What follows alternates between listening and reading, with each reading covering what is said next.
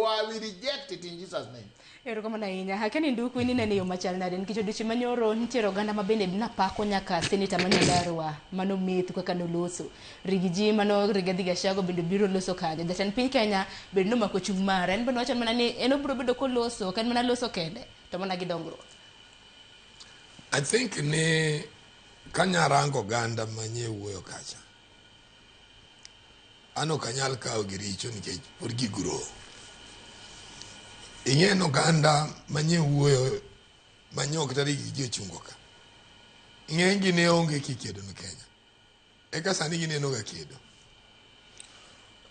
nikech tarigi jini ne onge samane ji kedo mane penyo check mani dwaro ya wuoyi so politics gi anyalo wacho no president nyo behave maber kesa mani kedo ne Kenya president ne ni YK negi nyoma ne defend the system and president nyo behave maber bomi gi thuolo bri gi jio ngiso pache makmanan president nyo behave machuali ko wacho no an bene ne ugona kura despite gik mobro timo mbele but ntie gik mobro yudo kuoma mana chiko kata ntie moko mowacho kama moko ukia mang'eyo asukelo nyaka mwando gicha ema koro nego go wakogno ka joluo nikech nyawi joko wacho wach mar 100 billions moko kanyo to billions belago to kane ka weda ga Abdul convince mondo we kone ke chaneno ka geboyo kaka pesa to koro aneno ka billions di kone kendo kiwacho to iwacho ndache madhi piero gwi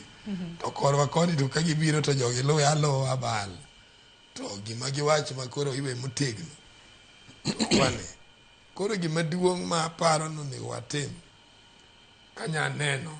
ananyalo wacho ni Gachagua played ne osoma ku jothurgi which to me and kaka weda wacho no is risking that community in terms go ganda moko be nikech gimonyiso sani ni kiko wen mana president masani 2032 is still coming bende jibro dwaro nene ni eno ganda ma ji nyalo riwrego kose eno ganda ma nyaka kit mana ji mondo logi so to me kan jo piny jo central nugu gimoro ma ginyalo paro to there is need mondo gibende ginge kaka ibehave mbele wendo behavior ma Gachagua nyoro was okay to Senator Manyandarwa I think he may be age mate mar president kata president nyalo age set but ngato koso bedo maduong and the president also mentioned to him I'm the president of this country nti gik makata uketi oko nyal chika mondo tim so to me oganda chodogo bed piny mondo giwuo kaka